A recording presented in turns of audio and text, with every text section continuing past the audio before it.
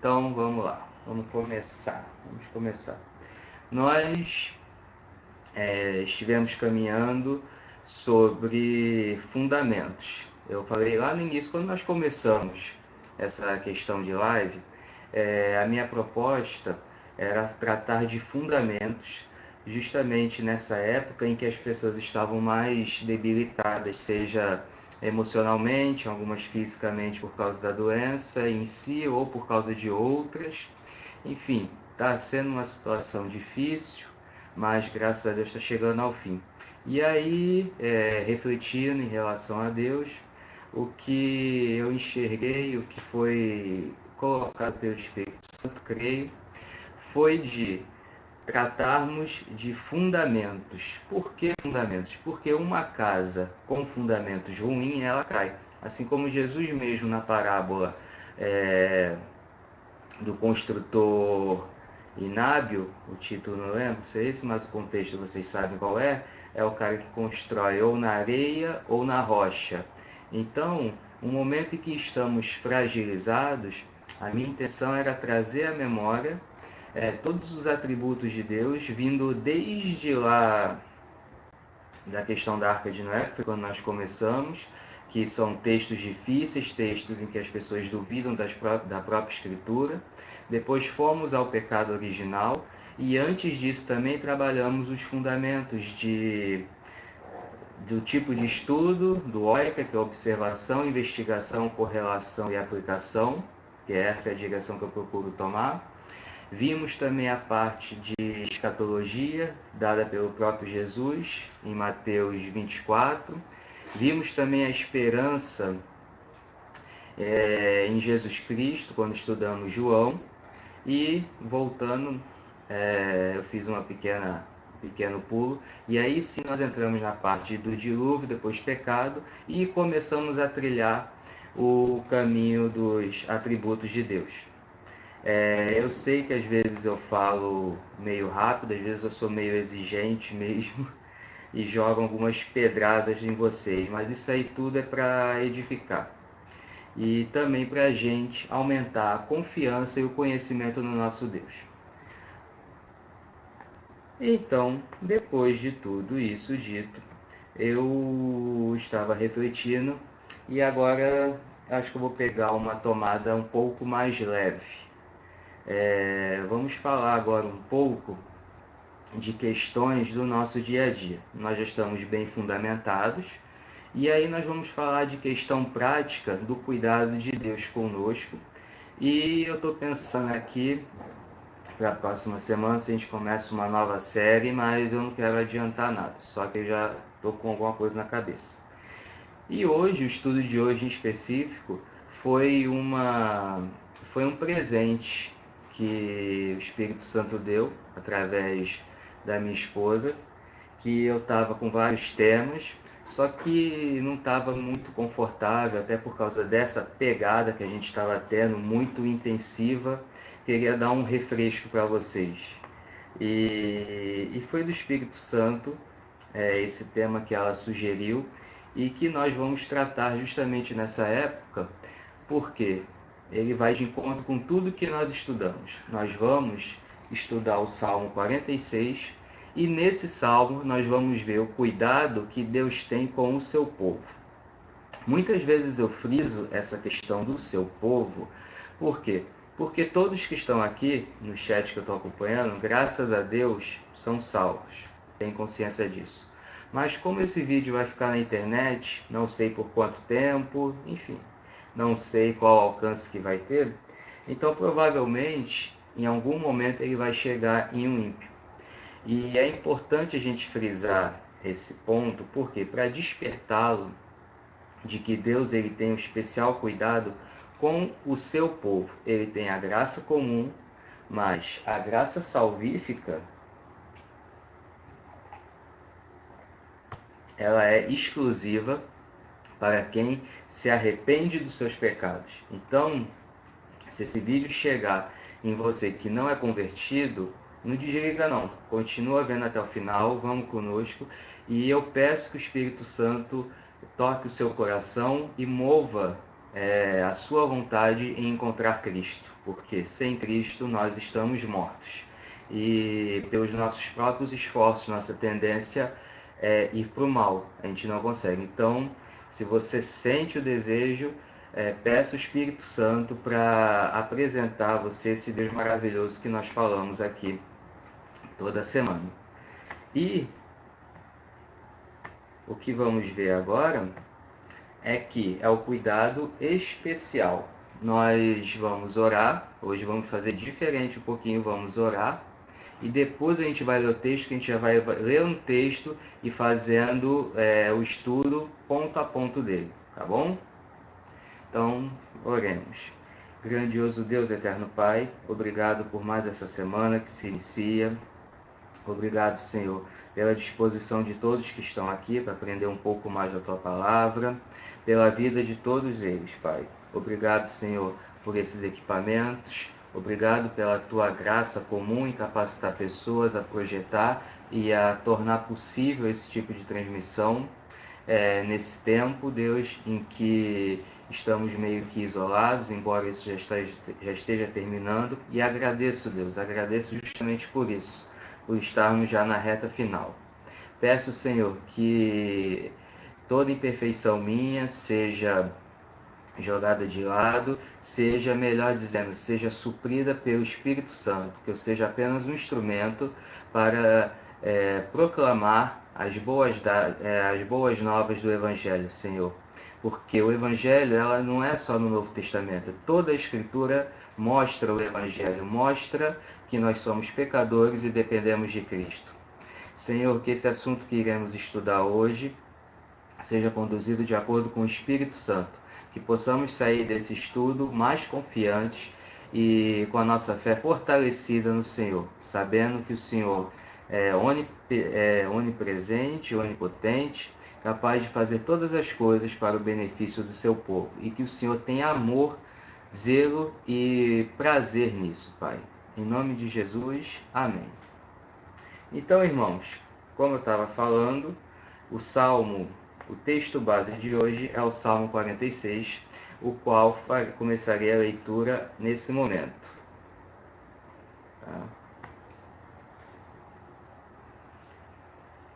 Salmo 46.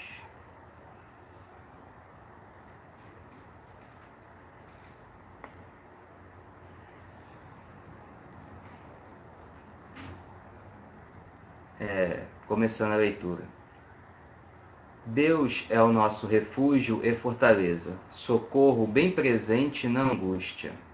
Portanto, não temeremos, ainda que a terra se mude, e ainda que os montes se transportem para o meio dos mares. Ainda que as águas rujam e se perturbem, ainda que os montes se abalem pela sua braveza. Há um rio cujas correntes alegram a cidade de Deus, o santuário das moradas do Altíssimo.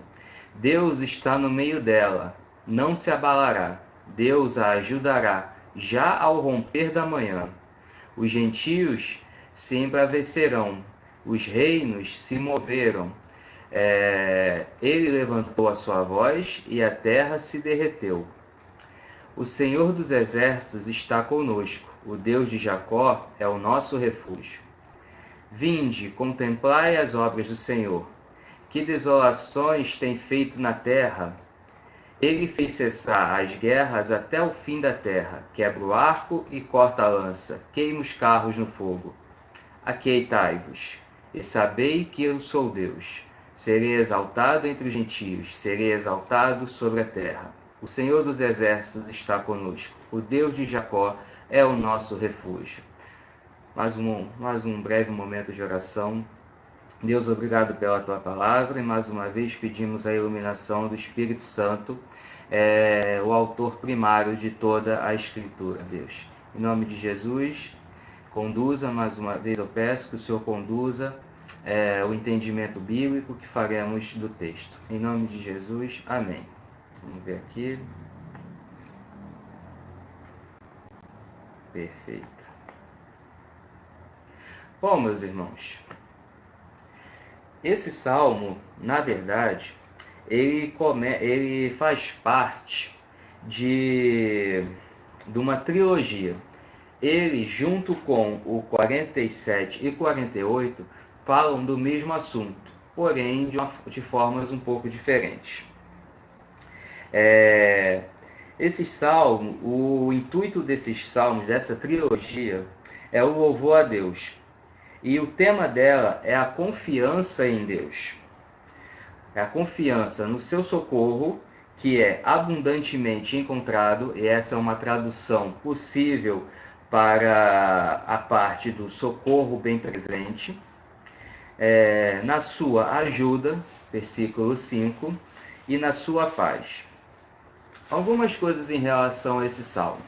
Esse salmo, tudo indica que ele foi escrito no período de Davi, porém, nós não sabemos o que aconteceu, se foi em meio a alguma guerra, se foi durante a conquista, porque ele é um salmo que leva a uma reflexão de alguma coisa muito intensa estava acontecendo no reino naquela época. Outro detalhe também que gostaria de falar com vocês, em algumas Bíblias, deixa eu ver aqui se na revista atualizada que é a que a gente costuma usar, se tem esse título, agora me fugiu a memória, mas isso é rápido.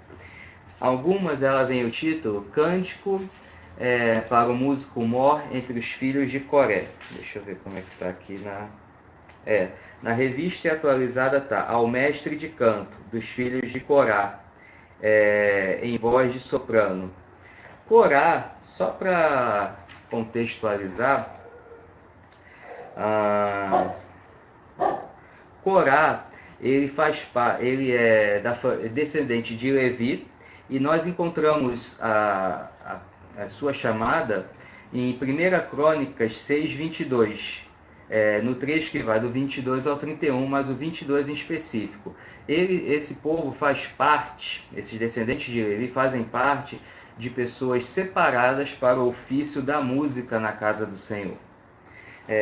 Uma coisa também que muitas vezes fica confusa no nosso entendimento é que a gente costuma ver as coisas com a nossa ótica atual. A adoração de Deus era bastante diferente. Fala-se muito do templo e tal.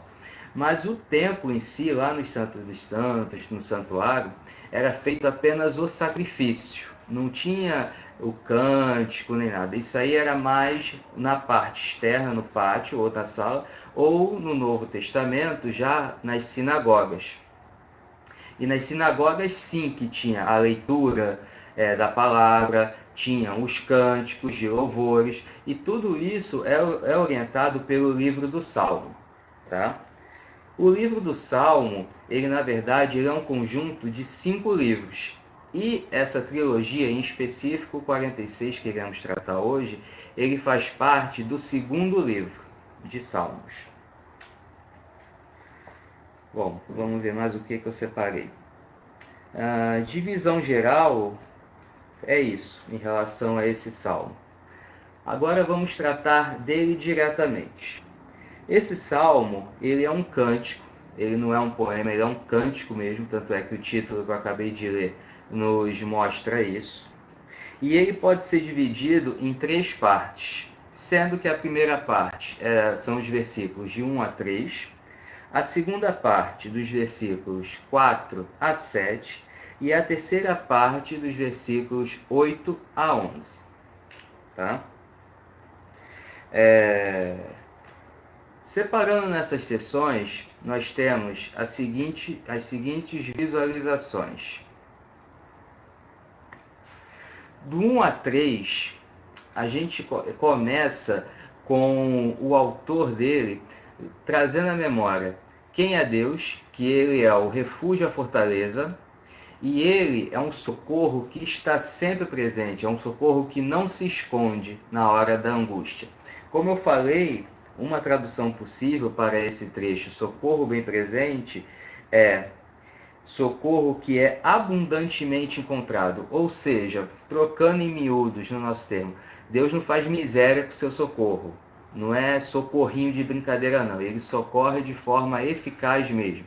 Ele socorre de verdade. Ele não dá só um alento, um band-aidzinho no machucado, não. Ele vai lá e cura, ele vai lá e resolve o problema. E esse pessoal tem essa confiança nisso. Uma coisa que eu acho muito interessante dessa fase do Antigo Testamento é a cosmovisão que eles têm. A gente não pode falar que eles têm uma cosmovisão cristã, porque seria um anacronismo. O que é um anacronismo? É você nomear um período de tempo com algo fora do tempo. Deixa ficar mais claro. Se eu falar que eles têm uma cosmovisão cristã, os judeus, nesse período, sem Cristo ter vindo à Terra, e embora eles estivessem esperando o Messias, eu estarei cometendo um anacronismo, tá? Estarei falando uma coisa que não condiz, porque Cristo veio muitos anos, séculos depois.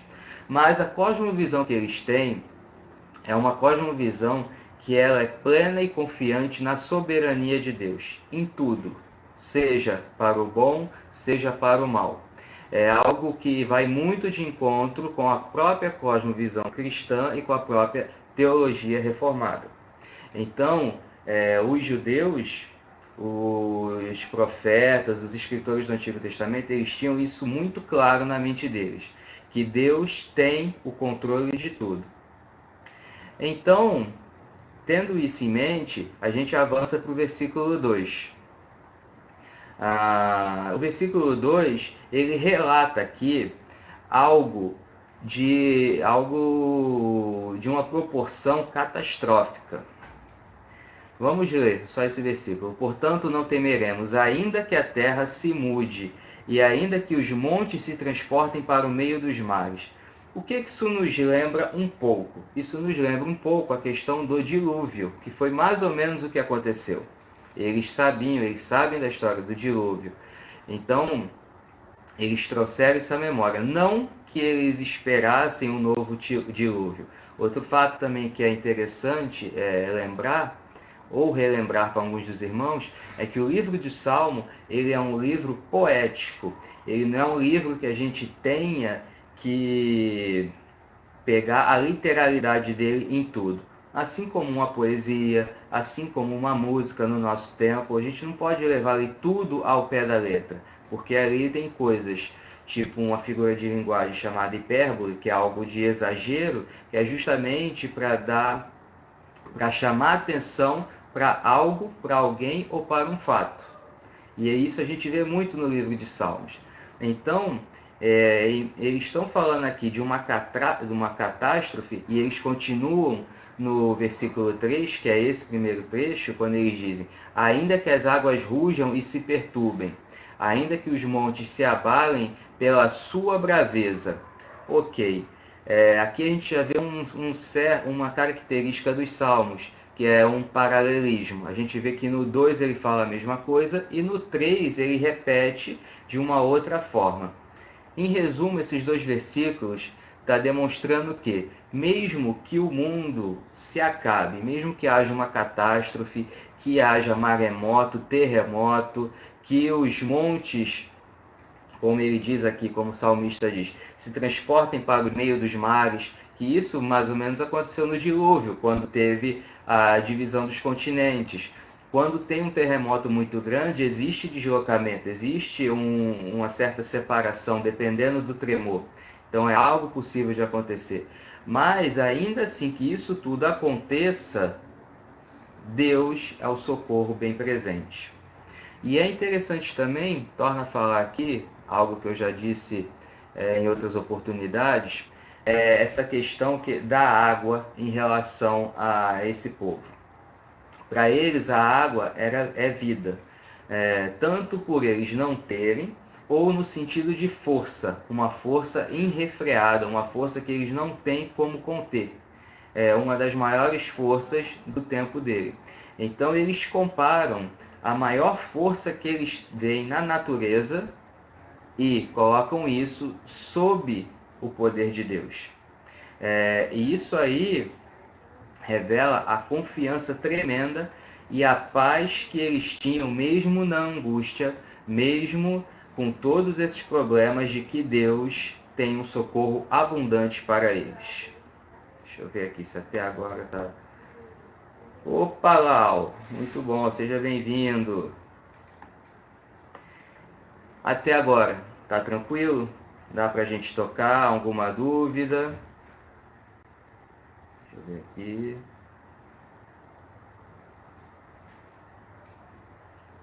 Deixa eu dar um tempo que tem um certo delay do que eu falo até vocês receberem.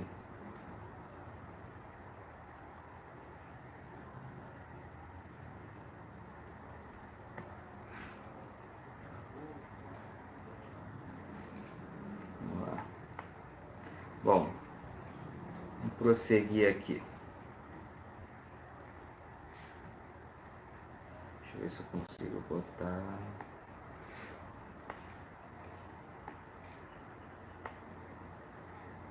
Isso mesmo, Aline. Glória a Deus, que a gente... E o final, a aplicação disso tudo, a gente vai aqui nesse negócio que a Aline botou. Glorificar a Deus. Agora nós vamos para a segunda divisão. Só mais um detalhe daqui. Eu gostaria de ler um trecho do comentário Moody para vocês, que ele vai fazer um resumo disso tudo que eu falei. E vai acrescentar uma parte importante. Segundo Moody, foi um pastor congregacional, ele diz que Deus, nosso refúgio e fortaleza. Essas palavras expressam o tema dominante do Salmo. Um tema que inspirou Lutero a escrever Castelo Forte é o nosso Deus. A ideia de uma catástrofe mundial foi extraída das obras dos profetas. Fornece os antecedentes para assegurar que o povo de Deus estará presente. Fornece os antecedentes para assegurar ao povo de Deus que ele estará presente, sejam quais forem as circunstâncias externas. Eu quero destacar uma parte desse comentário quando ele fala catástrofe mundial. Há alguns estudos, há alguns meses, eu falei com vocês da questão do sensu plenus. Vou trazer a memória. Nós temos que ter em mente que a Bíblia tem a causa primária, o seu escritor primário, o primeiro que escreve é o Espírito Santo. Tá? Se Deus quiser, a gente vai tratar desse assunto numa outra série, que eu estou pensando aqui em relação à Bíblia, mas não vem ao caso. Para o momento que precisa ficar claro isso. Então, causa primária é aquela primeira causa, é a causa inicial de algum ato efetivo. No caso aqui, estamos falando da Bíblia, a causa, o autor primário é o Espírito Santo, que usou homens separados por ele para escrever as Escrituras. Então, o homem, às vezes, ele tem ciência do que ele está escrevendo, mas para o seu tempo. Por quê? Porque uma coisa também que a gente precisa ter em mente quando vai estudar as Escrituras é que o que está escrito ali não é um texto solto, ele tem um destinatário. Ele tem uma pessoa que escreve, ele tem um remetente e um destinatário. Ele tem uma origem e um fim. O que acontece é que muitas vezes, quando o profeta escreve esse fim, ele não enxerga lá na frente, ele não enxerga a plenitude da revelação. Como aqui, por exemplo, o Moody ele chama atenção para a catástrofe mundial na seguinte questão: a gente pode também ter uma segurança em relação a isso para os fins do tempo, o fim dos tempos. Por quê? Porque o autor de Salmo é o autor de Apocalipse. Conseguiram entender onde eu quero chegar? Então, esse é o sensu plenus. O sensu plenus é do autor primário, do Espírito Santo. Quando ele escreve uma coisa em Salmo, lá nos anos antes de Cristo, é para o remetente local, mas se está nas Escrituras, também serve para nós, serve para quem virá após nós até o retorno de Cristo. Então, muitas vezes, muitas vezes não, melhor dizendo, isso é uma ferramenta tremenda para elucidar algumas questões que às vezes a gente vê alguma coisa que naquele tempo não encaixa, ou então não foi efetivo, ou então foi só um pouquinho, mas você vê o cumprimento lá na frente. Um exemplo muito rico disso é Isaías, capítulos 52 e 53, finalzinho de 52 e 53, onde vem falando do próprio Jesus. Isaías sabia o que estava escrevendo, aquele povo recebeu o Messias, mas aquilo foi iluminado de uma forma esplendorosa, como um holofote na vinda de Jesus. O Espírito Santo sabia que aquilo ia acontecer. Tá? Então, por que eu estou falando isso? Para facilitar o nosso entendimento das Escrituras e para mostrar que esse Deus que nós vimos agora, nesse primeiro trecho, essa fortaleza, não é um Deus que não sabe das coisas. Pelo contrário, desde o princípio, desde a eternidade, como nós vimos nas semanas anteriores, ele sabe de tudo. Ele sabe, tem o poder de tudo, e por isso, nós podemos descansar na garantia do seu cuidado conosco. Dito isso, vamos prosseguir.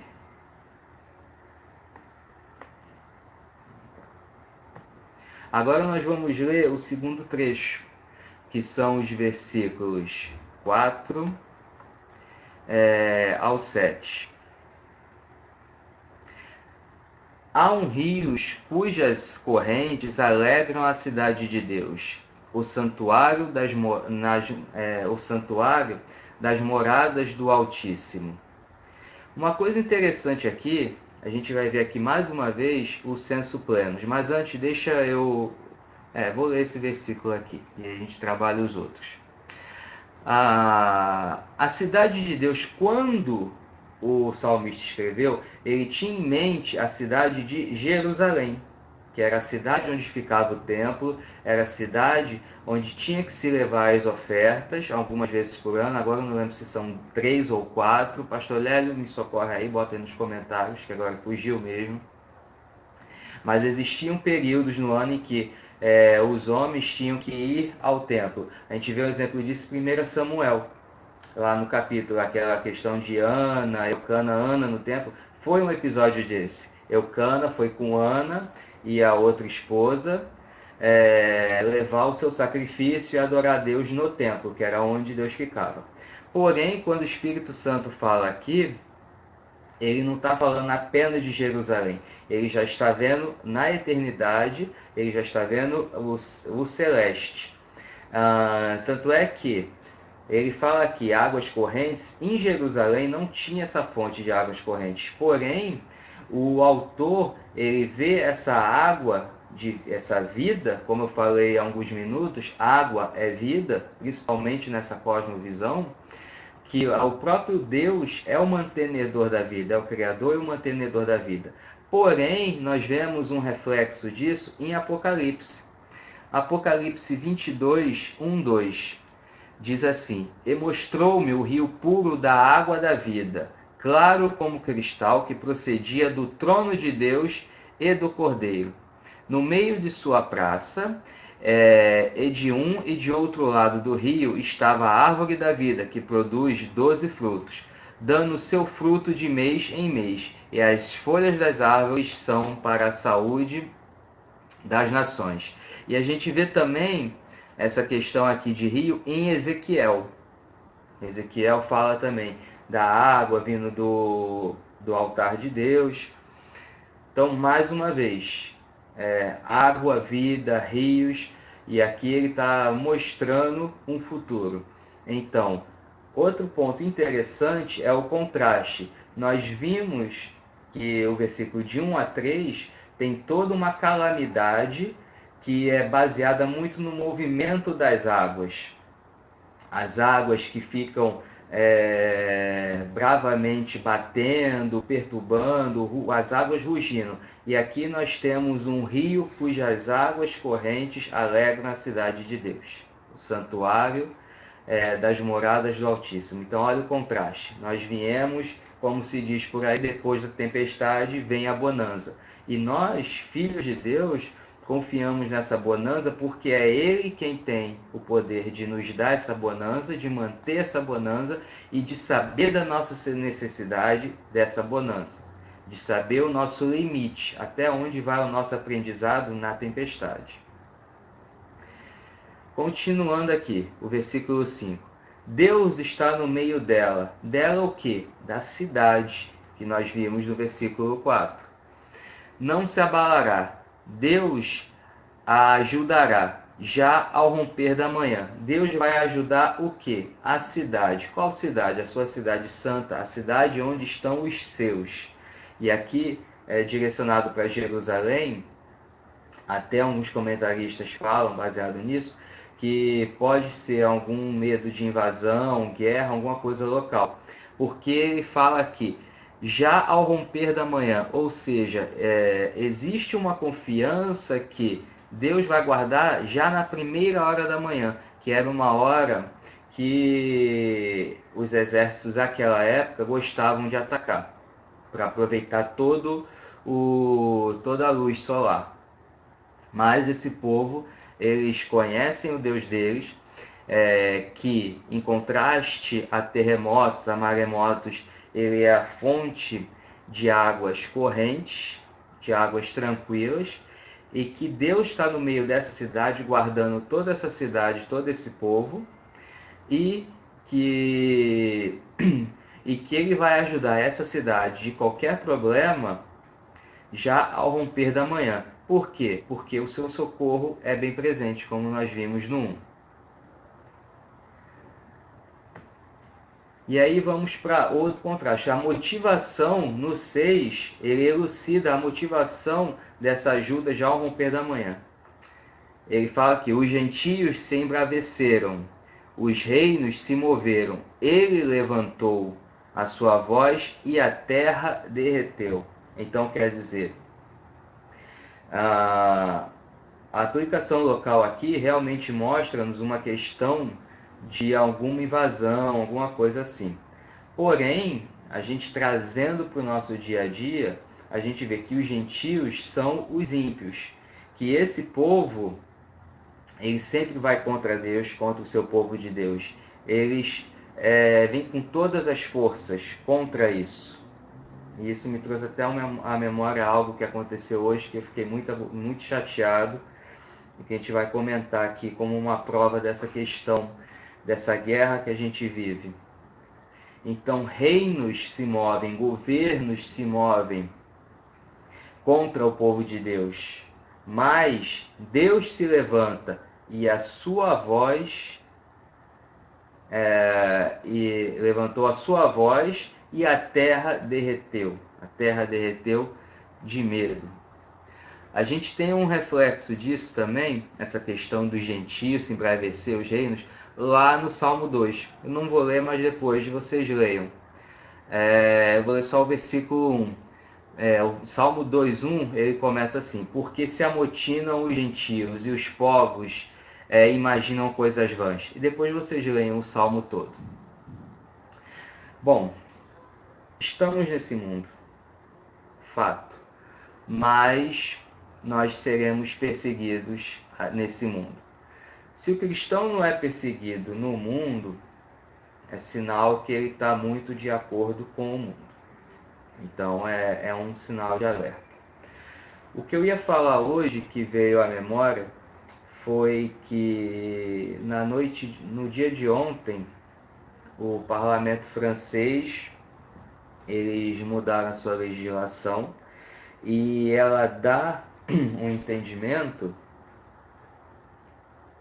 melhor dizendo, ela dá margem para o aborto até o 9º mês. 9º mês. Sendo que já existem países em que você pode abortar, eles usam esse eufemismo, a palavra aborto, para você matar crianças até 2 anos nascido. Então, esse é um mundo que vai contra Deus. Deus avisa isso lá em Levíticos, Deuteronômio. Por quê?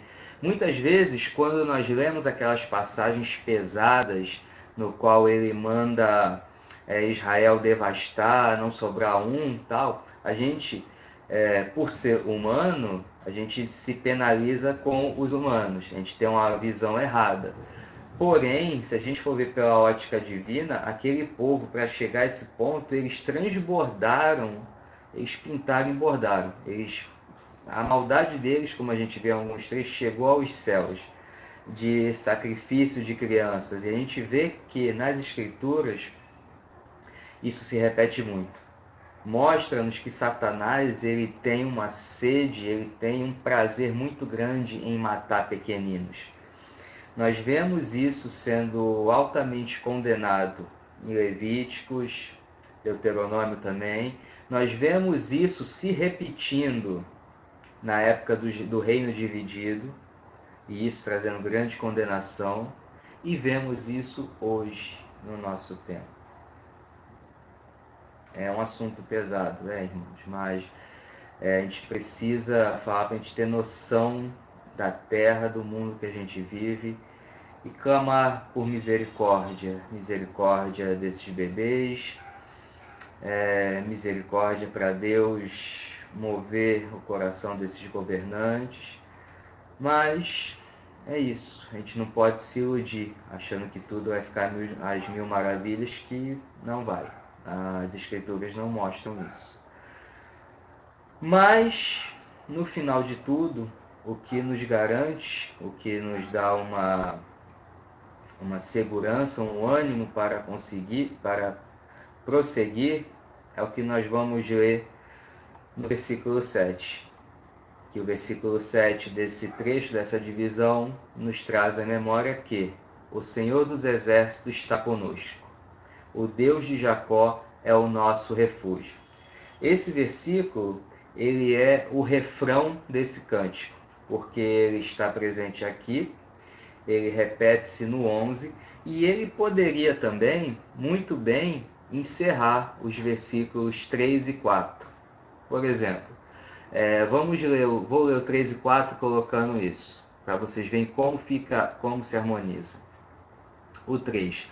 Ainda que as águas rujam e se perturbem, ainda que os montes se abalem pela sua braveza, o Senhor dos Exércitos está conosco. O Deus de Jacó é o nosso refúgio.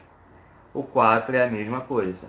Há um rio cujas correntes alegram a cidade de Deus, o santuário das moradas do Altíssimo. O Senhor dos Exércitos está conosco. O Deus de Jacó é o nosso refúgio.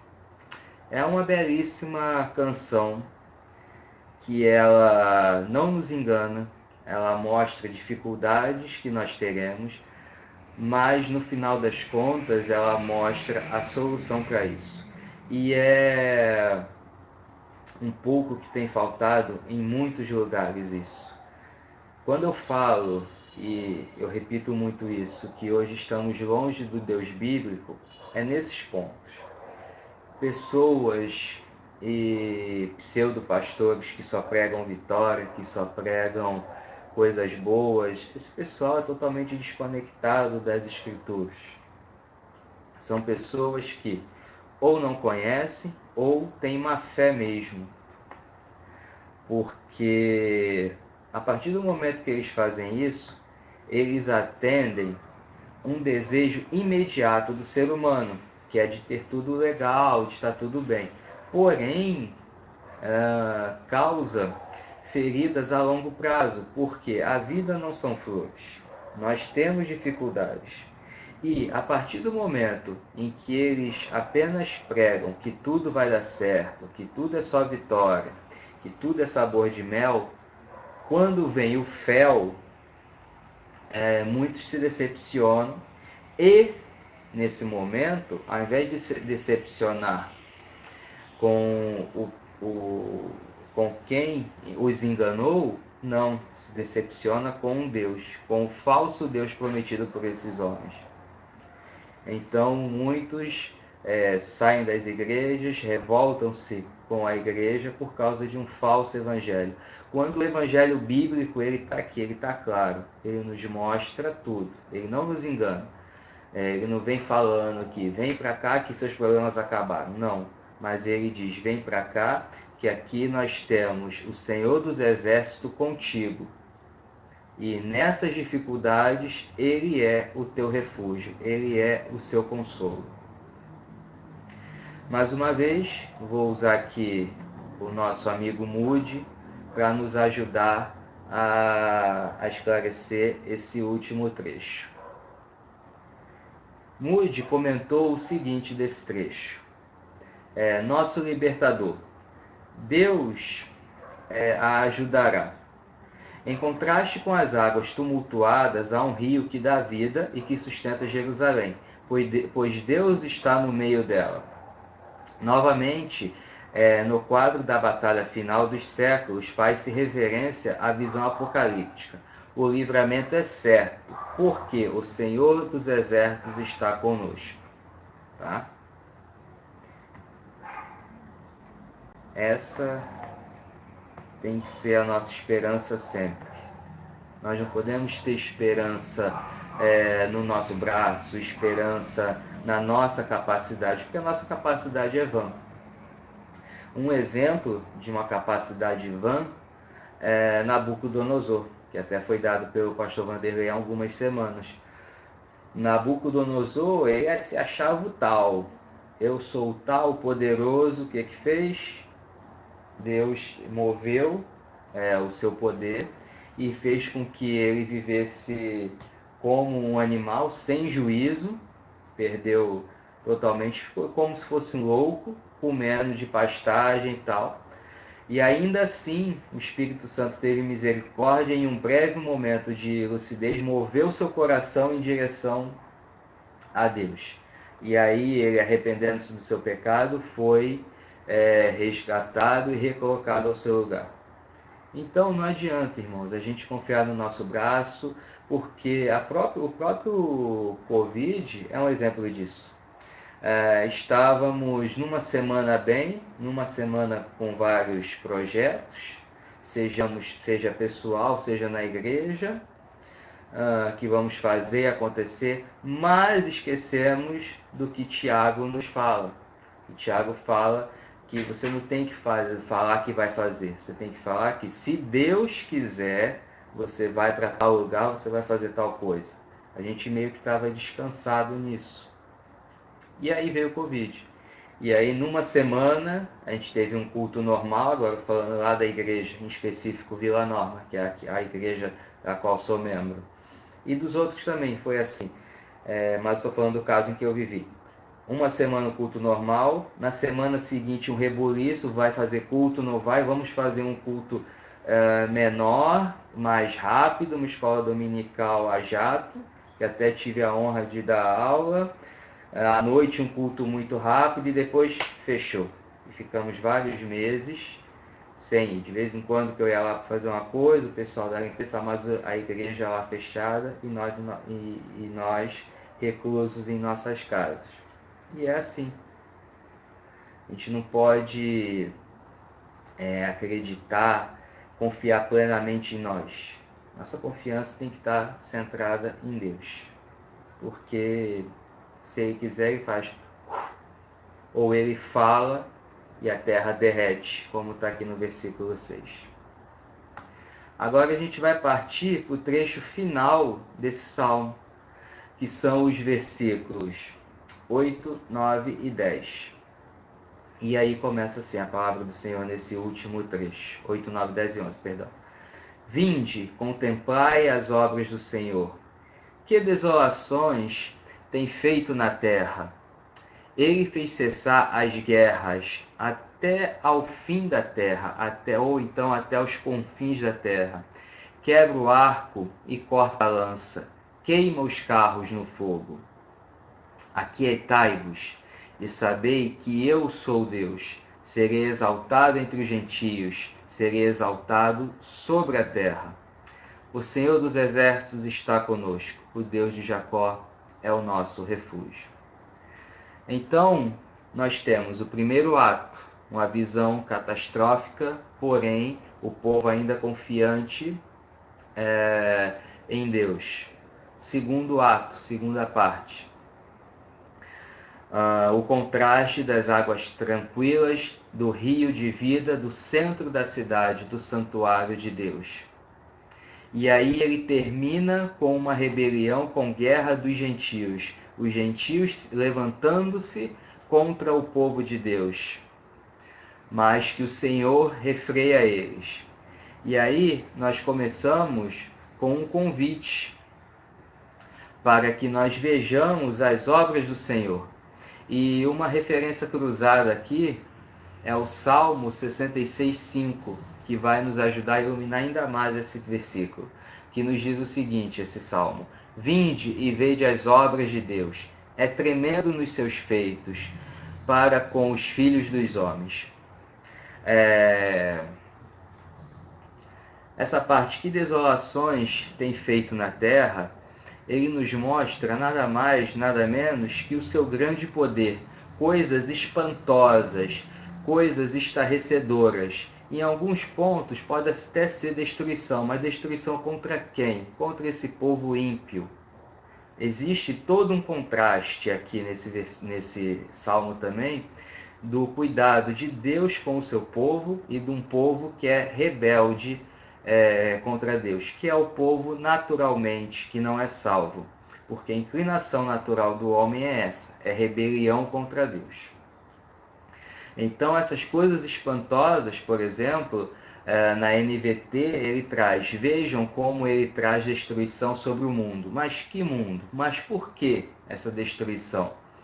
Isso faz Deus mal? Não, de forma alguma. Isso é apenas uma amostra da sua justiça. É apenas para dar uma refreada nessa maldade e, botando em nossos termos, é mostrar quem manda. Tá? E a revista atualizada ela nos fala de assolações, tudo levando nesse sentido. Coisas tremendas. E aí, o 9, ele vem falando isso, ele confirma isso. Que ele diz que faz cessar as guerras até o fim da terra, por toda a terra. Quebra o arco e corta a lança, queima os carros no fogo. Então, vemos aqui o peso das palavras. Nós falamos de água, que são coisas que era um mover poderoso. Agora ele está falando de guerras até o fim da terra, ou seja, está mostrando que aquela pequena nação tem como um líder, tem como Deus, assim como nós, povo de Deus, contra todo esse mundo que volta-se contra nós, um mundo que aprova e bate palma para aborto, um mundo atroz, que se levanta, persegue e mata cristãos a dezenas ou centenas diariamente, mas nós temos um Deus que, no momento em que Ele quiser, Ele faz cessar tudo isso, todas essas guerras. Ele quebra o arco, uma arma naquela época muito poderosa, a lança e queima os carros no fogo. Os carros aqui que ele fala são carros de guerra. Não era qualquer exército que tinha um carro de guerra. Carro de guerra era algo para exército bastante poderoso. Seria, vamos colocar no nosso tempo, um blindado, sem porta-aviões eu acho que é exagero, mas vamos lá, vários blindados, vários tanques de guerra. E ele pode, Deus simplesmente com a sua palavra, ele queima isso tudo. E aí no 10, ele faz uma advertência. Ele fala duro nesse aquietai-vos. Esse aquietai-vos, ele também nos traz, nos traz o entendimento de uma repreensão. Ele também pode ser traduzido como: parem de lutar contra mim. Vocês não podem, vocês não têm poder para isso. E aí, o termo que vem logo depois, ele reforça esse entendimento.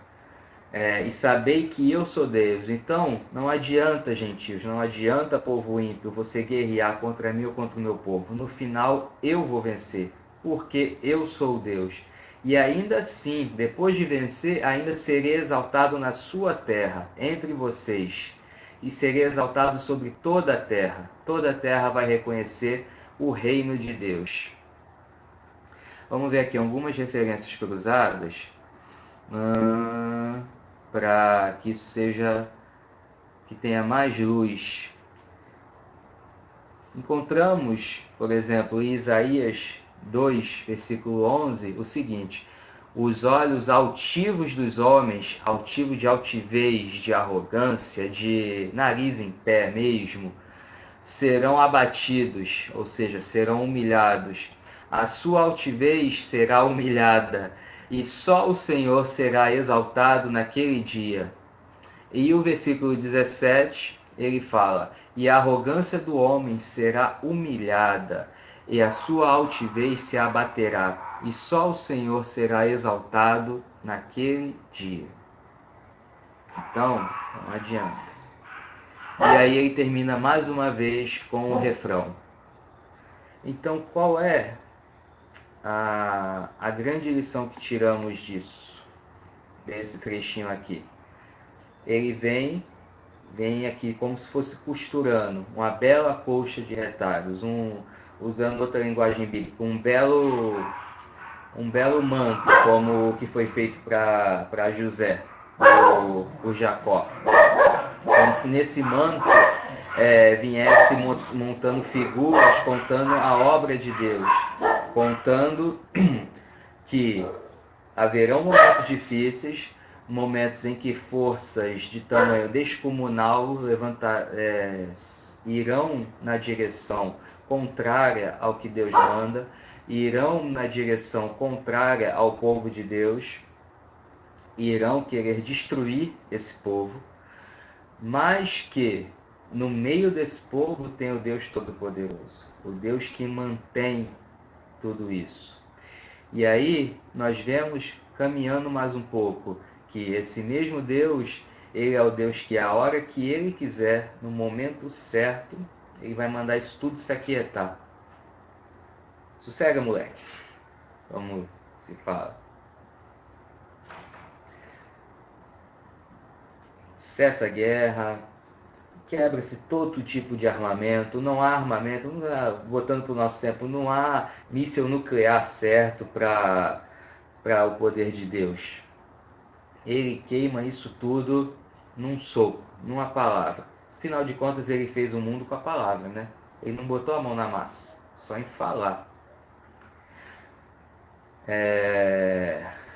E que não adianta. Quem se levantar contra Deus, no final, de um jeito ou de outro, vai reconhecê-lo como Senhor. Deixa eu falar aqui, mais uma vez, pedindo a ajuda do Moody. Que Deus seja louvado pela vida desse e de outros homens que foram iluminados pelo Espírito Santo, que o Espírito Santo também usou para ajudar a falar da sua palavra. E aí a gente vai para uma aplicação geral para os nossos dias, e depois eu vou olhar lá, porque até agora eu não estou olhando a tela dos comentários, mas podem ir escrevendo aí. E volto para a tela dos comentários para ver a participação de vocês, para ver como é que as coisas estão, tá? Então Moody, ele nos fala o seguinte, ele destaca aqui a parte Nossa Paz, ele dá tipo um título. Ele põe termo à guerra, ou seja, ele termina a guerra. O resultado da batalha apocalíptica é a vitória e o fim da guerra. A linda frase, aquietai-vos e sabeis que eu sou Deus, transmite a ideia de evitar lutas inúteis e falta de confiança. Olha, essa parte aqui, lutas inúteis, eu cheguei a falar, isso foi um resumo. Agora, esse detalhe aqui foi importante. A falta de confiança, ele trouxe ainda, acrescentou, né, ao nosso estudo. Então, a gente, aqui, essa frase forte que Deus fala, ela nos dá essa ideia. Ela renova, ela traz à memória a confiança nesse Deus poderoso. E aí o refrão é repetido para mostrar que no final das coisas o triunfo de Deus vem. O triunfo de Deus é certo, como se diz, líquido e certo, e esse é o nosso consolo. E como vamos aplicar isso, irmãos, para o nosso dia? Como eu falei há alguns minutos, o que está nas Escrituras é para a nossa ciência. O que está nas escrituras, ela é para quem recebeu de imediato e para o povo de Deus até a volta de Cristo. Tanto que em Apocalipse existe um trecho em que Deus fala com João e João corre para tomar nota e aí ele é advertido. Não, isso aí não é para eles saberem.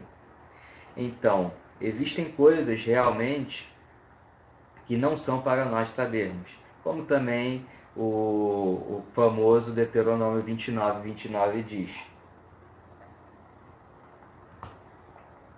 Mas o que está nas Escrituras, ela é sim para nós sabermos, entendermos o que o Espírito Santo quis falar naquela época, que isso nos dá uma direção do que ele quer nos falar hoje.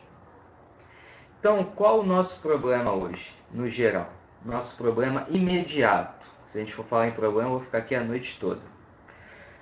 Nosso problema imediato é esse pandemônio que foi criado com o Covid.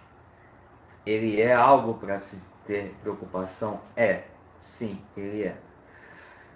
Mas ele foi assim vendido para nós como se fosse o próprio Apocalipse. Agora eu estou indo lá, estou encerrando a tela aqui do... Agora eu estou olhando vocês, estou olhando o chat, tá?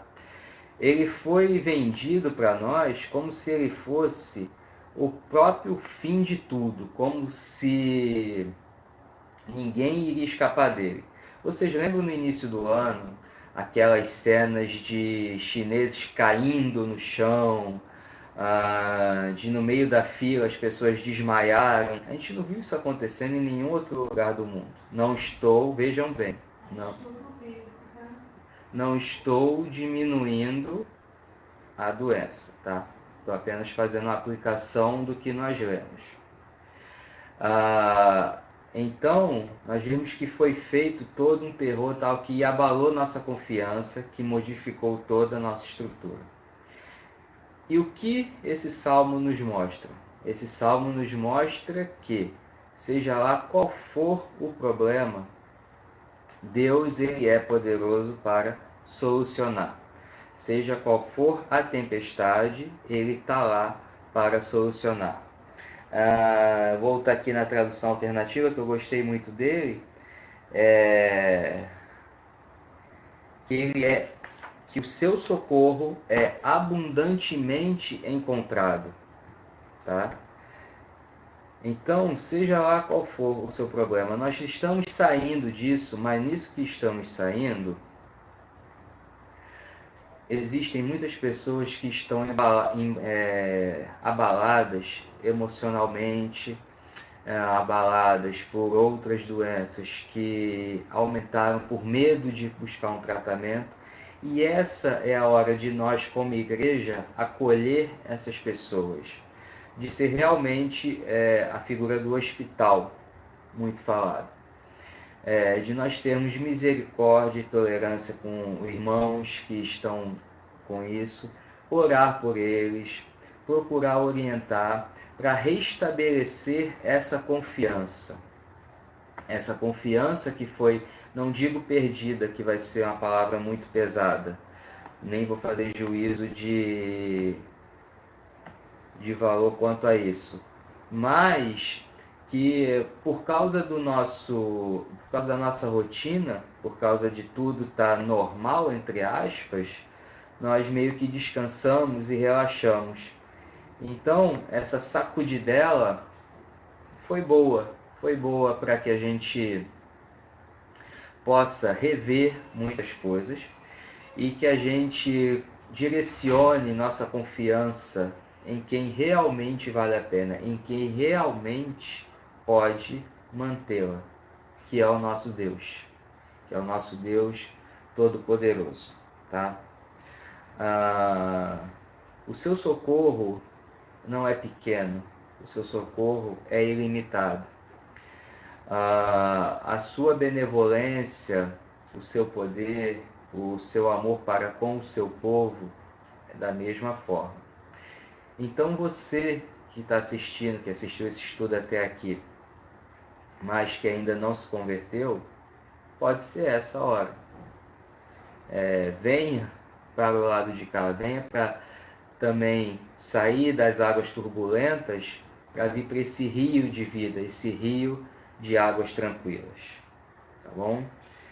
Antes de encerrar, eu gostaria de ler para vocês, porque sou péssimo cantor, mas ler no Salmos e Hinos o Salmo 14, que é um salmo, é uma música escrita pela Sarah Kalley, baseada justamente nesse Salmo 46. Vou fazer a leitura, a aplicação nós já fizemos. Se tiver alguma dúvida, alguma ponderação, por favor, podem ir anotando aqui nos comentários. E se não tiver, a gente vai encerrar, tá? Então, esse salmo belíssimo, essa música belíssima, como eu já disse, composta por Sarah Kalley, ele diz o seguinte: Deus mesmo é nosso auxílio, é grande amparador, refúgio nas tristezas, potente Salvador. De nada temeremos, embora com horror a terra comovida se esconda do Senhor. Os mesmos firmes montes irão estremecer, o mar e suas águas perante os céus tremer.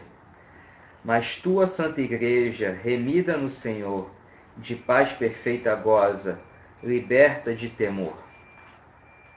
Jesus, que a tem comprado, socorro lhe dará, e a graça do Cordeiro propícia lhe será. Humilhem-se os soberbos perante o Santo Rei. Nações, as mais potentes, respeitem sua lei. Os povos, em silêncio, escutem sua voz. Profunda reverência, Jesus requer de nós.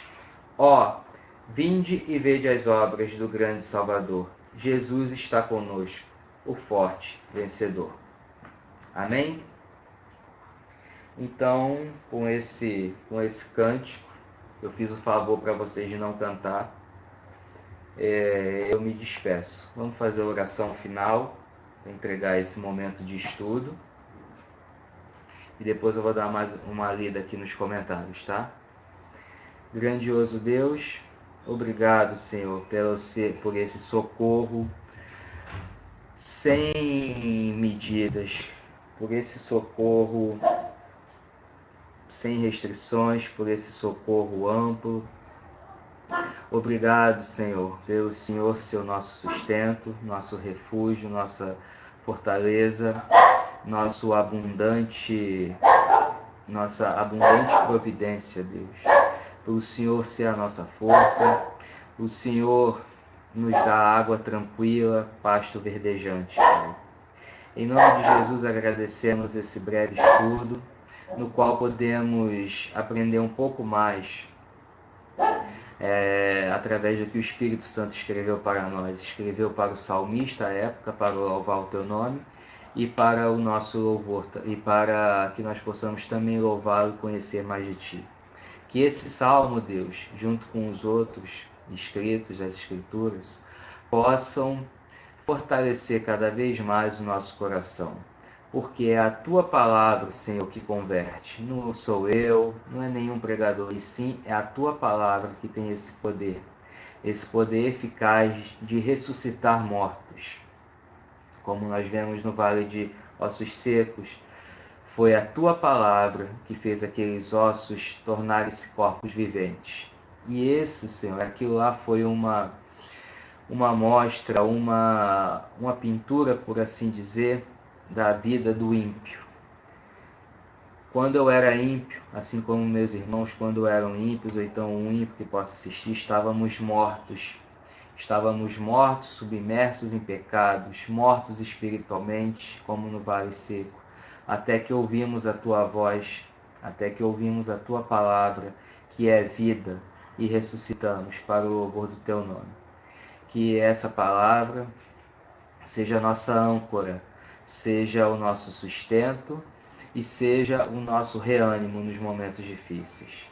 Obrigado, Senhor. Obrigado por mais esse momento, obrigado por mais essa terça-feira. Em nome de Jesus, amém. Vamos lá. Vamos começar aqui a dar uma olhada nos comentários para nós encerrarmos. Agradeço a todos que estiveram aqui. A nossa irmã Sheila Batista, ela colocou aqui, o coração do homem pode fazer plano, mas a resposta vem do Senhor, sempre do Senhor. Provérbios, tem um provérbio que diz que Deus é o que move o coração do rei. Tudo está na mão dele. Nosso Deus é poderoso, extremamente poderoso. Nós não temos noção do poder. As Escrituras, elas nos dão um vislumbre, elas nos dão uma amostra do que é o poder dele. Mas a plenitude desse poder a gente não consegue alcançar com a nossa mente pecadora e limitada. A gente tem o universo, a gente tem as obras, mas o poder total dele a gente não vê. Por que, Aline e todos que estão vendo? A gente vê tudo isso que ele fez, mas você já imaginou que houve um tempo em que não existia, tempo em que ele já existia? É complicado, troço de pirar o cabeção. E aí quando você vai para a Trindade, que é um assunto que eu sou apaixonado, e aí vira e mexe, quando eu falo de Trindade eu lembro de Agostinho, que Agostinho fala que a Trindade ignore e perca sua alma, estude aí você vai perder sua cabeça. É um mistério também tremendo, mas que vem de um Deus que é ilimitado em poder. E é esse Deus que mantém seu povo, e nós somos o seu povo.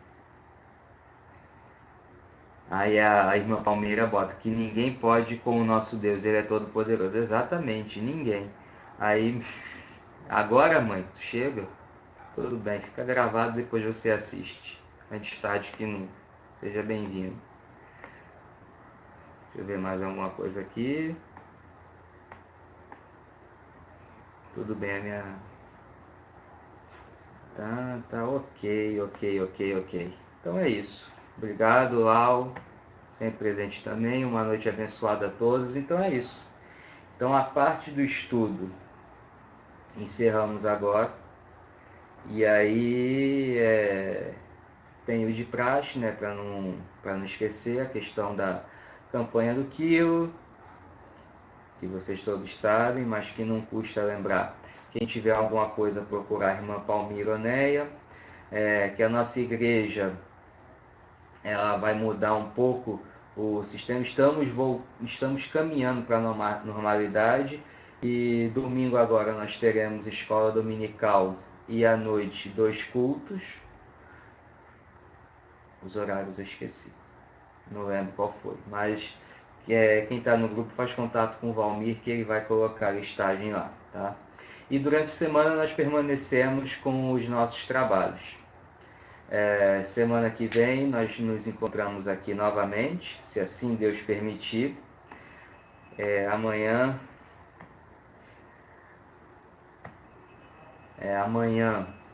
nós temos pela manhã a consagração com a irmã Amanda, às 8h30, no Instagram, que o endereço vocês podem ver aqui, acho que é desse lado aqui que está. Temos à noite o Pastor Lélio, continuando a bela exposição. Não é do outro lado, eu apontei para o lado errado. Não chega a ser uma exposição, mas uma reflexão sobre as igrejas do Apocalipse. Na quinta-feira continuamos com o estudo de Daniel, dado pelo pastor Vanderlei. Na sexta, uma palavra animadora do presbítero Paulo. No sábado, aquela palavra puxão de orelha. Estou gostando da tocada do Wagner. Tá tendo um equilíbrio aqui, né? O Wagner tem trazido alguns assuntos muito pertinentes em relação à igreja, uma reflexão profunda do que nós fazíamos e